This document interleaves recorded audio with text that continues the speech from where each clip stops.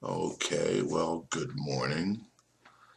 This is a third day into lessons of a workbook for A Course in Miracles. And lesson number 3, I do not understand anything I see in this room. Some of you may find that personally insulting too.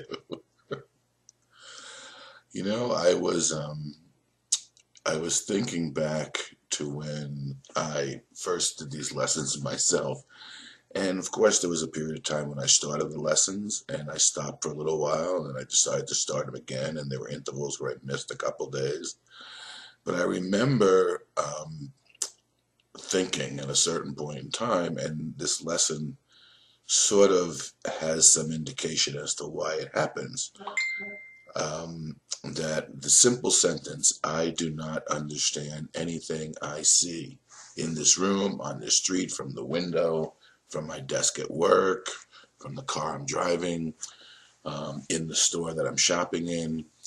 You know, I remember there's a statement here, and it says, some of the things you see may have emotionally charged meaning for you. And I remember in a couple of incidences where there was something that had emotionally charged meaning for me, I remember how completely unable I was to even recall the simple sentence of the lesson. I do not understand anything I see in this room. And for some of you, maybe you've had that experience. You know, these simple sentence, not very long, not very complicated. And in the middle of your desire to want to do this the right way, all of a sudden you can't remember what the sentence is, and it's only a few words long. You know, the ego starts to think, well, what am I going to do when I get to the back of the lessons? And the lessons are like 2, 3, 4 lines long. I can't remember. And you begin to judge yourself and judge what's going on. And right here in this lesson, one of the things it says, these are not exercises in judgment. You're not being asked to judge anything. You're not being asked to judge the suitability for the application of any particular situation, of any particular idea. You're just being asked simply to apply this to the best of your ability, with the willingness to include as much as you can, exclude as little as possible, and not have your inclusions or your exclusions based on judgment. Meaning, we're all very willing to include things that we don't like. Therefore, we're also very willing to exclude things that we do like. And that's what we're supposed to step back from. We're supposed to step back and try to lay such feelings aside and merely use these things exactly as you would use every other lesson. Just simply say the lesson, I do not understand anything I see in this room. So it's interesting. I assure you that as you persist in following these simple exercises, the things that you're thinking will not be difficult at all. And there is no sort of block to your ability to utilize and learn from these lessons, quite simply because the lessons, as they're laid out, are designed to help remove the blocks to learning. One of the things that we talked about yesterday was the idea that transfer of your learning does not proceed in the same way when we're seeking, our mind is set on true perception, on right-mindedness. The transfer of learning that allows us to experience true perception and right-mindedness does not occur in the same manner by which we've attempted to learn how to solve the problems that are presented to us in our daily egoic life in order to survive and stay here as a human being and be successful in the world. They're diametrically opposed goals. So there's an interesting line in this lesson, and it sort of indicates, it speaks to that, to the idea that the transfer of learning is not going to take place in the same way, and it'll take some pressure and stress out of your attempt to do these lessons when we begin to recognize what's really being asked of us. And the line is, the point of these exercises is to help you clear your mind of all your past associations. Now, when he talks about past associations, what he's talking about is the way our mind puts things together, the way we associate. You know, there is a type of therapy called free association, where, you know, somebody would show you a Rorschach, a design, or give you a phrase, and your mind would just say what it thought of next, how it associated. Our mind and our life is based on these associations that we formed in our thinking, that lead us to conclusions based on the way these associations are put together. It's like dominoes. So you hit one domino and it's the next domino, and that produces a reaction, and that's the way we think. We're conditioned by the associations we formulated in our mind, and they're not necessarily true. And that's what this lesson is bringing to our attention. The point of the exercise is to help you clear your mind of all past associations, to see things exactly as they appear to you now, not as they are now, but as they appear to you now. We're trying to get a handle on how exactly they appear to us, not as they are yet, but as they appear to us. And to realize, and this is the kicker, this is where we begin to see that this does not proceed in the same manner that we have been proceeding in order to be successful in our jobs or as parents or in relationships. To see things exactly as they appear to you now, and to realize how little you really understand about them.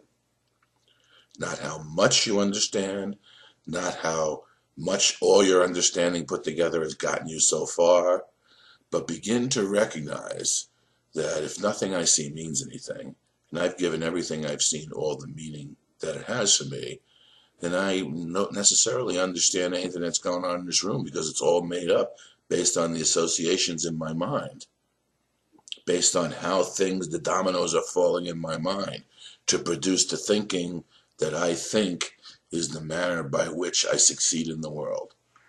None of that is true. And it also accounts for the individual nature of what we're attempting to do, because everybody's associations aren't the same. You know, I used to talk about this when I did a lot more teaching. If I sent 10 people out and said, okay, just bring me back red paint, there would be a variation in the shades of red, because everybody associates red in their own mind, in their own way, and they think that's what red is. Red appears to be that to them. It's not necessarily true that that's what red is, but that's the way this works. So we're going to undo those associations that causes us to think that the way things appear to us now is actually the way they are, and to realize how little you really understand about them. And I think that's key. We're not being given an assignment where we're supposed to figure out how much understanding we have. The ability to have our minds cleared of past associations comes with the recognition, and perhaps a continued deepening recognition as we go along, that things aren't the way they appear to be. And perhaps I have not understood what's been going on around me. And certainly, if we're doing these lessons, it is helpful to recognize that we don't understand because we're freeing our mind from the past and we're using a reasonable, logical way of thinking that's not opposed, as a matter of fact, to the way you've been thinking in the past. It just has a different goal and proceeds in a different manner to produce a slightly different outcome. So we have to realize today how little we really do understand. Now, for many of you, that could be personally insulting, especially when you've based your life and your existence, your identity, your reputation, on being the person that understands and can help other people understand. Well, here, your understanding is the booby prize, actually, because right now the great equalizer is none of us really understands what's going on here. So there's no real benefit. In regards to what we're attempting to have happen by the utilization of the workbook of A Course in Miracles. So the recognition that we don't understand and we don't have to understand doesn't necessarily have to be a personal insult. It could be quite liberating.